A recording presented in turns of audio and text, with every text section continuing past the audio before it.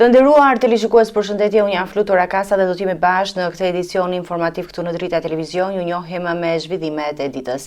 Shqipëria dhe Greqia po rihapin komunikimin diplomatik për çështjen e kufirit detar të mbetur pezull prej vitesh. Në Tiranë u zhvillua një vizitë e nivelit të lartë nga ministri i mbrojtjes Niko Dendias. Takimi u fokusua në bashkëpunimin dy palësh dhe çështjet e sigurisë në rajon. Të dyja palët shprehen të hapura për vijimin e dialogut dhe formatet ekzistuese. Pas disa vizitash në Tiranë në cilësinë e ministrit të punëve të jashtme, Nikos Dendias ka mbërritur këtë herë në kryeqytetin shqiptar si drejtues i Ministrisë së Mbrojtjes, në një vizitë që e ka përfshirë takime të nivelit të lartë shtetëror. Dendias e nisi agjendën e tij me një takim zyrtar me homologun shqiptar Ermal Nufi. Sipas njoftimit për mediat, diskutimet u përqendruan te bashkëpunimi në fushën e mbrojtjes dhe sigurisë, pjesëmarrja e përbashkët në operacione ndërkombëtare dhe zhvillimi i kapaciteteve ushtarako-industriale, të cilat konsiderohen prioritet si për NATO-n, ashtu edhe për Bashkimin Evropian. Në vijim të vizitës, ministri grek është pritur në godinën e kryeministrisë nga kryeministri Edi Rama. Takimi mes tyre ka zgjatur rreth 2 orë, por për mediat nuk është bërë publike asnjë detaj mbi temat e diskutuara. Pas takimit të Rama është mjaftuar me një reagim të shkurtër në rrjetet sociale, ku e ka cilësuar Dendiasin një mik të çmuar dhe mbështetës të palëkundur të partneritetit strategjik mes Shqipërisë dhe Greqisë. Ndërkohë, sipas mediave greke, vizita e Dendias në Tiranë lidhet me fillimin e bisedimeve mes dy vendeve për t'u drejtuar gjykatës ndërkombëtare të drejtësisë në Hag lidhur me çështjen e kufirit detar. Megjithase ky informacion nuk është konfirmuar zyrtarisht nga autoritetet shqiptare. Në vijim të agjendës së tij, Dendias pritet të marrë pjesë në forumin e biznesit Shqipëri-Greqi, si dhe të zhvillojë një takim me kryepeshkopin e Tiranës, Durrësit dhe gjithë Shqipërisë, Ioanin. Pas rikonfirmimit në drejtimin e Partisë Demokratike, Sali Berisha ka deklaruar se do të jetë kandidati i opozitës në postin e kryeministrit në zgjedhjet e vitit 2029. Gjatë një komunikimi me mediat, ai u shpreh se do të udhëheqë PD-n në garën parlamentare, duke u referuar edhe një shembulli personal për të argumentuar mundësinë e vijimit të angazhimit të tij politik. Berisha komentoi gjithashtu edhe çështjet e kufirit detar me Greqinë, duke mbrojtur qëndrimet e mëparshme të qeverisë së tij. Kryetari i Partisë Demokratike Sali Berisha ka deklaruar se synon të jetë kandidati i opozitës për postin e kryeministrit në zgjedhjet parlamentare të vitit 2029 pas konfirmimit të tij në krye të partisë. Gjatë një konferencë përshtyp, Berisha u shpreh se do të udhëheqë Partinë Demokratike drejt garës së ardhshme elektorale, duke lënë të kuptohet se ambicjet e tij politike vijojnë edhe për te ciklit aktual. Një mik të çmur që është e vërteta. E ka muruar kryeministër kur ai ishte 95 vjeç. Dhe po të lexosh për të ti, ai drejtoi me sukses të plot atë qeveri, po a do jam unë si ai, kjo varet nga i madhi Zot dhe demokratët. Gjerë tani të garantoj që po t'i pjestosh për 2 moshën time merr të vërtetën e saj. Berisha komentoi gjithashtu vizitën e ministrit grek të mbrojtjes në Tiranë, si dhe çështjen e pasgjidhur të kufirit detar mes Shqipërisë dhe Greqisë, duke mbrojtur qëndrimin se marrëveshja e vitit 2009 e arritur gjatë qeverisjes së tij ishte e drejtë dhe e balancuar për të dy vendet. Ekspert ndërkombëtar, dhe unë kam ekspertizën, kompani shumë serioze ndërkombëtare që shqyrtoi marrëveshjen pasi urzuar. Shkruan, kjo marrëveshje në qoftë se rimatet, rishqyrtohet, mund të dalë shumë e drejtë, mund të psoj në një përmirësim, por në rast se Greqia shpall 12 miljet, gjithçka përmbyset kundër Shqipërisë. Marrëveshja e vitit 2009 për delimitimin e kufirit detar mes Shqipërisë dhe Greqisë u rrëzua nga gjykata kushtetuese dhe që për asaj kohe palët nuk kanë arritur ende një dakordsi të re për këtë çështje. Në prag të konferencës së 8 ndërqeveritare Shqipëri-Bashkimi Evropian, kryeministri Edi Rama ka reaguar me një mesazh simbolik në rrjetin social, duke lidhur ecurinë e negociatave me përkujtimin e 180 vjetorit të lindjes së Naim Frashërit. Ai e ka cilësuar poetin kombëtar si një figurë frymëzuese të rrugës europiane të shqiptarëve. Rama thekson se synimi i qeverisë mbetet antarësimi i plot i vendit në Bashkimin Evropian deri në vitin 2030. Kryeministri i vendit Edi Rama ka shpërndar një mesazh publik një ditë përpara konferencës së 8 ndërqeveritare Shqipëri-Bashkimi Evropian, ku ka ndalur vëmendjen te simbolika e përputhjes së këtij momenti me përvjetorin e lindjes së Naim Frashërit. Në reagimin e tij, Rama e ka paraqitur këtë përkim si një shenjë domethënëse duke e lidhur progresin e integrimit me trashëgimim kulturore dhe ideologjike të rilindjes kombëtare. Është një mister i gëzueshëm që drita jeshile për çeljen e fazës së mbyllëse të negociatave të antarësimit të Bashkimit Evropian dhe mbajtjen e konferencës ndërqeveritare Shqipëri-Bashkimi Evropian të vezullojë në harkun e 180 vjetorit të lindjes së Naim Frashërit, udhërrëfyesi të gjenjal të aspiratës son shekullore drejt diellit që lind andej nga Perëndon. Me mirënjohje të madhe kujtojmë në këtë 25 maj Shqipëri-bërësin e madh dhe të pavdekshëm, duke e thirrur orën e mirë të shpirtit të tij për ditët e mira që pas kësaj vinë për kombin e për shtetin ton. Në mesazhin e tij, Rama u shpreh se vizioni i afatgjat i vendit është që vitin 2030 të shënoj finalizimin e procesit të antarësimit Bashkimit Evropian, duke përkuar edhe me një tjetër përvjetor të rëndësishëm të figurës së Naim Frashërit. Në punën tonë të përbashkët, në dritën e amanetit të tij dhe rilindësve tan, e mendimin e Zotit, Shqipëria 2030 do të kurorëzojë atë vit të 130 vjetorit të vdekjes së Naim Frashërit si vitin evropian të Naimit, vitin e diellit që lind andej nga Perëndon. Dhe nëse siç tha Konica, kur ushtien dhe e Naimi e përcollën 300 shqiptar në Shqipërinë 2030, shqipbërësin e madh do ta kremtoj të gjallë një popull i tërë i bërnjësh me familjen europiane të bashkuar, u shpreh kryeministri. Konferenca e 8 ndërqeveritare e Shqipëri-BE vjen pas miratimit nga vendet anëtare të Bashkimit Evropian të raportit i bar për Shqipërinë, një hap që konsiderohet thelbësor në vimin e procesit të negociatave të antarësimit. Ministri i Bujqësisë ka nisur sot aplikimin për skemën kombëtare të mbështetjes me një fond prej 5.2 milion lekësh. Ministri Andis Salla deklaroi se interesi i fermerëve është i lartë që në fillim të procesit, ndërsa u shpreh se skema synon forcimin e prodhimit të vendas dhe rritjen e konkurrueshmërisë së produkteve made in Albania në tregjet europiane. Ministria e Bujqësisë dhe e Zhvillimit Rural ka hapur zyrtarisht aplikimet për skemën kombëtare të mbështetjes financiare për fermerët me një fond të dedikuar prej 5.2 milion lekësh. Gjatë një konferencë përshtyp, ministri Andi Salla bëri të ditur se vetëm në orët e para të hapjes së skemës janë regjistruar mbi 500 aplikime, çka sipas tij tregon besimin e fermerëve tek mekanizmi i mbështetjes dhe mundësisë së përfitimit. Mora një numër, një shifër nga dita e sotme që fermerët kanë aplikuar dhe deri tani janë mbi 5.000 aplikantë parë që brenda një kohe shumë të shkurtër orari ka një interes ndaj skemës kombëtare edhe për ta vënë në dispozicion siç ne kemi vënë në 12 masat ndaj skemës kombëtare. Sa i përket programit i parë 3, ministri Salla u ndal tek detyrimet dhe proceset që duhen përmbushur, por nuk dha asnjë afat konkret se kur Bashkimi Evropian pritet të disbursojë fondet për fermerët shqiptar. Kemi bërë të gjithë detyrat e shtëpisë, të gjithë procedurat ligjore që na takojnë në bashkëndim me Brukselin, me Ministrinë e Financave dhe procedurave që ne kemi nëpërmjet Ministrisë së Bujqësisë, AZBR-s dhe atyre çfarë ne duhet depozitojmë. Kemi çuar të gjithë dokumentacionin dhe mbetet në vlerësimin e komisionit për ta vlerësuar dhe për të ecur në një hap tjetër në i parë 3-shin. Në mesazhin e tij, ministri bëri thirrje fermerëve që të bashkëpunojnë dhe të organizohen më mirë në struktura të përbashkëta me qëllim rritjen e vlerës së produktit vendas dhe forcimin e pranisë së tyre në tregjet europiane. Një aksident i rënd është regjistruar mëngjesin e sotëm në aksin Elbasan Librazh në fshatin Mengël. Një fëmijë 7 vjeçar ka humbur jetën pasi është përplasur nga një automjet pranë shkollës së fshatit. I mituri dyshohet se është goditur teksa po kalonte rrugën bashkë me nënën e tij. Policia po heton ngjarjen dhe ka shoqëruar drejtuesin e mjetit për sqarimin e rrethanave.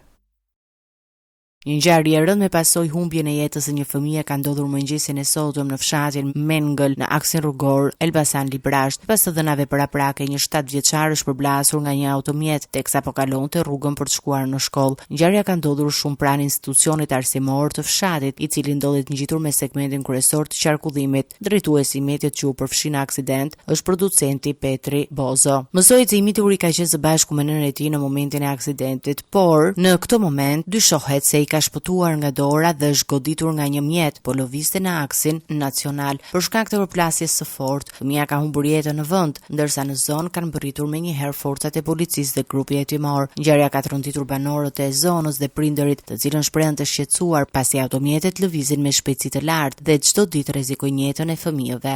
Ka hedh me shpejtësi shumë të lartë. Gjithë burrë nga lokali ngrit makinën nxorën fëmijë nga makina poshtë. Dhe ba fëmijë deri çak nga goja e nga koka ishte ba. Thirrën ambulancën, nuk erdhi ambulanca, e morën me makinë të rastit, e çuan në spital. Ka ardhur ambulanca pas çerakore. Mbas iku fëmia nga veri ngjarjes. Shumë e rrezikshme, shkap u realiz labnotu nuk llogarit sa aksidenti mba.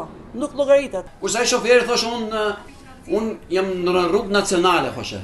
Kam drejtën time ka thënë. Kaq. Ai thoshte kam qenë me 10 km/h.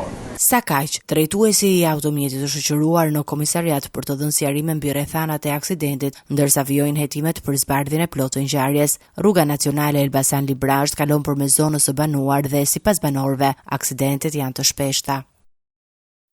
Një sasi tritoli shpërtheu në orët e para të mëngjesit pranë një marketi në rrugën Ramazan Gaxheri në Tiranë, duke shkaktuar vetëm dëme materiale. Biznesi është në pronësi të babait Aldo dhe Ali Likës, të shpadur në kërkim për atentatin ndaj Kaidis Spajës, ku mbeti i plagosur edhe efektivi i policisë. Hetuesi dyshojnë se ngjarja lidhet me konflikte të mëparshme mes palëve dhe po hetojnë pistën e hakmarrjes. Një shpërthim i lëndë plazës është regjistruar në orët e para të mëngjesit të kësaj të hënë në rrugën Ramazan Gaxheri në Tiranë, ku një sasi tritoli ka shpërthyer në pjesën e jashtme të një marketi, duke shkaktuar vetëm dëme materiale. Sipas të dhënave paraprake, marketi është në pronësi të Lulzim Lika, babai i Aldo Lika dhe Ali Lika, të cilët kërkohen nga policia për atentatin e ndodhur një javë më parë ndaj Kaidis Spaja, ku mbeti i plagosur edhe efektivi i policisë Angelo Kumaraku. Hetimet paraprake tregojnë se lënda plase ishte vendosur pranë motorit të kondicionerit të marketit. Në afërsi të biznesit ndodhet një lokal në pronësi të një tjetër vllajt familjes Lika. Grupi hetimor dyshon se ngjarja lidhet me motive hakmarrje pas atentatit të mbrëmjes së 18 majit. Kamerat e sigurisë kanë filmuar një person të maskuar në momentin kur vendos lëndën plasëse, ndërsa më pas ai është larguar në këmbë. Dyshohet në drejtim të zonës së freskut. Deri më tani autori nuk është identifikuar dhe as kapur nga shërbimet e policisë, ndërsa vijojnë hetimet për zbardhjen e plotë ngjarjes dhe dokumentin e motiveve. Sipas burimeve hetimore, dy vëllezërit Aldo dhe Ali Lika kishin pasur muaj më parë një konflikt me Kaidis Spajën për një borxh prej 10.000 eurosh, para të cilat dyshoheshin se ishin marrë për lojë rafati. Mësohet se Kaidis Spaja kishte dhunuar më herët dy vëllezërit për shkak të moskthimit të shumës së parave. Mbrëmjen e 18 majit, Spaja ndodhej pranë banesës së tij së bashku me efektivin Kumaraku, kur ndaj tyre u qellua me armë zjarri, atentat nga i cili mbeti i plagosur polici komisariatit numër 4. Gjykata e Lezhës ka lënë në masë në arrest me burg 23 vjeçarin Amadeo Fufi, i arrestuar pas aksionit policor në Mamurras, ku shoqëronte personin në kërkim ndërkombëtar Leonard Dema. Sipas policisë, Fufi ishte i armatosur dhe tentoi të kundërshtonte efektivët e policisë. Ndërkohë që Leonard Dema është lënë në burg me qëllim ekstradimi në drejt Italisë, ku është dënuar për tentativë vrasjeje.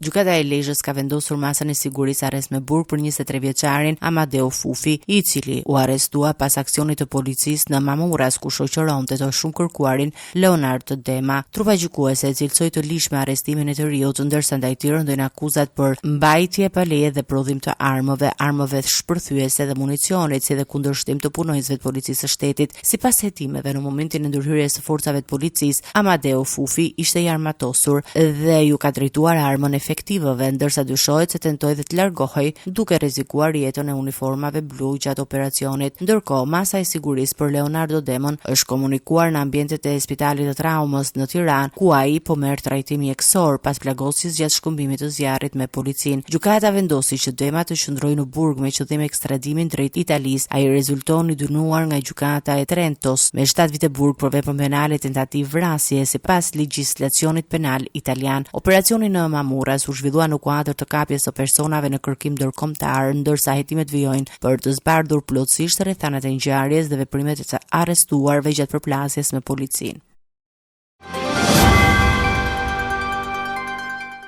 Gjykata e posaçme ka refuzuar kërkesën e SPAK-ut për pushimin e hetimeve ndaj ish-kreut të Komisionit të Prokurimeve Publike Jonaid Myzyri. Trupa gjykuese ka kërkuar plotësimin e dosjes me veprime të tjera hetimore për çështje që lidhen me dyshime për shkelje të barazisë në tendera publik.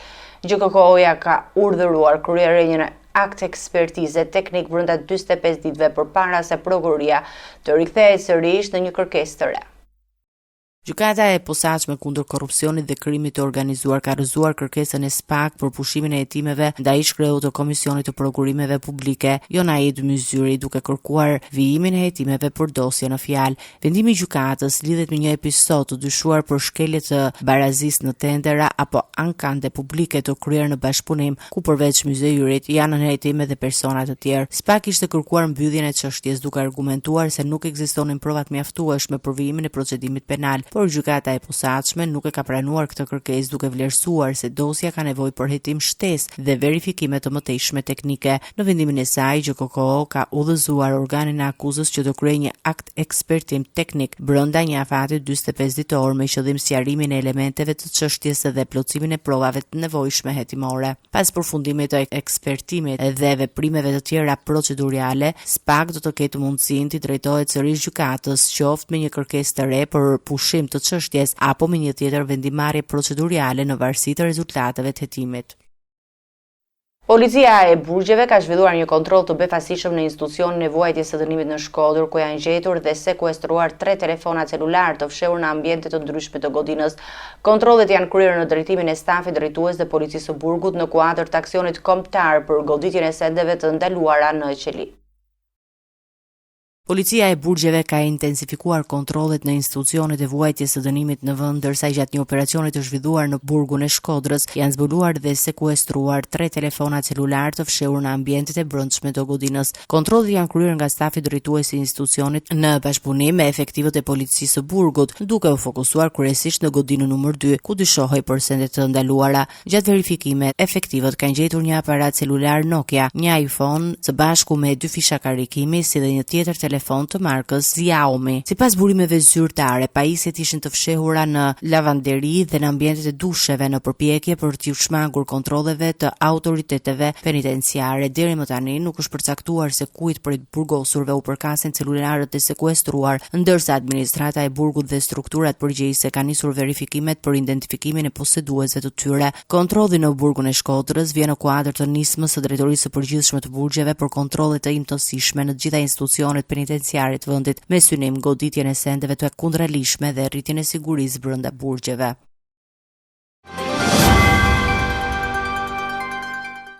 Dy kongresmenët amerikanë, republikani Keith Self dhe demokrati Suhas Subramanian, do të zhvillojnë një vizitë në luginën e Preshevës, zonë e banuar me shumicë shqiptare në jug të Serbisë. Vizita vjen disa muaj pasi Kongresi Amerikan miratoi një projekt ligj që kërkon raport mbi pozitën e pakicës në Serbi me fokus të veçantë tek shqiptarët. Një ditë më parë, delegacioni amerikan zhvilloi takime në Sarajevo, ku u theksua rëndësia e stabilitetit në Ballkanin Perëndimor. Dy anëtarë të Kongresit Amerikan, Keith Self dhe Suhan Subramanian, pritet të vizitojnë luginën e Preshevës, rajoni në jug të Serbisë, i banuar me shumicë shqiptare. Vizita vjen në një moment kur çështja e të drejtave të shqiptarëve në Serbi është rikthyer në vëmendjen e politikës amerikane. Me iniciativën e kongresistit Self, Komiteti për Politikën e Jashtme i Dhomës së përfaqësuesve miratoi në janar një projekt ligj që i kërkon sekretarit amerikan të shtetit përgatitjen e një raporti të detajuar mbi pozitën e pakicave në Serbi me fokus të veçantë tek shqiptarët e luginës së Preshevës. Sipas regjistrimit të fundit të popullsisë në vitin 2022, në Serbi jetojnë më shumë si 60.000 shqiptar, duke përbërë pakicën e 4 më të madhe në vend. Një ditë përpara vizitës në luginën e Preshevës, delegacioni amerikan zhvilloi takime në Sarajevo me përfaqësues të presidencës së Bosnjë dhe Hercegovinës. Gjatë takimeve u theksua dhe mbështetja amerikane për stabilitet dhe siguri në Ballkanin Perëndimor. Ende nuk është bërë ditur nëse kongresistët amerikanë do të vizitojnë dhe Kosovën gjatë turit të tyre në rajon. Në fund të muajit prill, Keith Self, së bashku me kongresistët Richie Torres dhe Mickey Leyer propozuan një rezolutë në Kongresin Amerikan që synon të mbështesë avancimin e Kosovës drejt antarësimit në NATO. Në dokument theksoi se qeverisja demokratike e Kosovës, mbikëqyrja civile e forcave të sigurisë dhe bashkëjetesa shumë etnike përbën një argument bindës për antarësimin në NATO.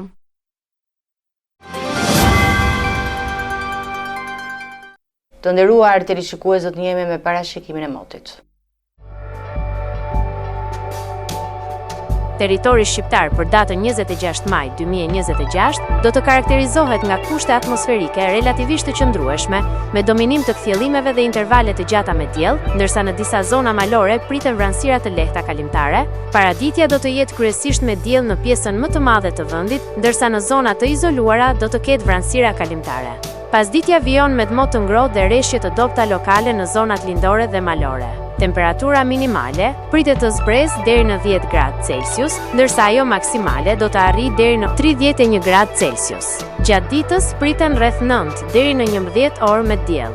Era do të fryejë lehtë deri mesatare nga drejtimi veriperëndimor me shpejtësi 2 deri në 5 metra për sekond. Deti do të ketë dallgëzim të ulët rreth 1 deri në 2 ballë. Indeksi ultraviolet për Tiranën pritet të jetë i lartë rreth 7. Sipas të dhënave astronomike, lindja e diellit në Tiranë do të jetë rreth orës 5:13 minuta, ndërsa perëndimi rreth orës 21 minutë. Temperaturat minimale dhe maksimale për disa qytete kryesore të Shqipërisë do të jenë si më poshtë. Shkodër 16 deri në 30 gradë Celsius.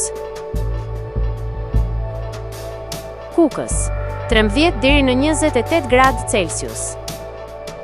Peshkopi 12 deri në 27 gradë Celsius. Tiranë 15 deri në 28 gradë Celsius. Durrës 17 deri në 27 gradë Celsius. Kavaj 16 deri në 27 gradë Celsius. Elbasan 13 deri në 30 gradë Celsius. Berat 18 deri në 31 gradë Celsius. Korç 10 deri në 25 gradë Celsius. Vlorë 18 deri në 28 gradë Celsius. Gjirokastër 14 deri në 29 gradë Celsius. Sarand 17 deri në 28 gradë Celsius. Territori i Kosovës për datën 26 maj 2026 do të karakterizohet nga mot relativisht i qëndrueshëm me alternime mes kthjellimeve dhe vranësirave kalimtare. Paraditja do të ketë intervale me diell në pjesën më të madhe të territorit, ndërsa pasditja mund të sjellë rreshje të dobta dhe të izoluara në disa zona malore. Temperatura minimale pritet të zbresë deri në 8 gradë Celsius, ndërsa ajo maksimale do të arrijë deri në 27 gradë Celsius. Era do të fryejë lehtë nga drejtimi veriperëndimor me shpejtësi 2 deri në 4 metra për sekond. Indeksi ultraviolet për Prishtinën pritet të jetë mesatar deri lart rreth 6. Sipas të dhënave astronomike, lindja e diellit në Prishtinë do të jetë rreth orës 5:03 minuta, ndërsa perëndimi rreth orës 19:58 minuta. Temperaturat minimale dhe maksimale për disa qytete kryesore të Kosovës do të jenë si më poshtë. Mitrovic 10 deri në 26 gradë Celsius. Podujev 8 deri në 25 gradë Celsius. Skënderaj 9 deri në 26 gradë Celsius. Pej 11 deri në 27 gradë Celsius. Prishtinë 9 deri në 26 gradë Celsius. Gjakov 12 deri në 27 gradë Celsius. Malishev 11 deri në 27 gradë Celsius. Gjilan 9 deri në 26 gradë Celsius. Ferizaj 9 deri në 26 gradë Celsius. Kaçanik 8 deri në 25 gradë Celsius. Suharek 11 deri në 27 gradë Celsius. Prizren 10 deri në 27 gradë Celsius. Ishte gjithçka e përgatitur në këtë edicion informativ. Për më shumë zhvillime klikoni në faqen tonë zyrtare drita.tv. Mund na ndiqni në rrjetet sociale, Facebook, Instagram, YouTube, ku jemi me përditësime në çdo kohë. Vazhdoni të qëndroni në shoqërinë e televizionit Drita, bashkë me u takofshim në edicionin e ardhshëm.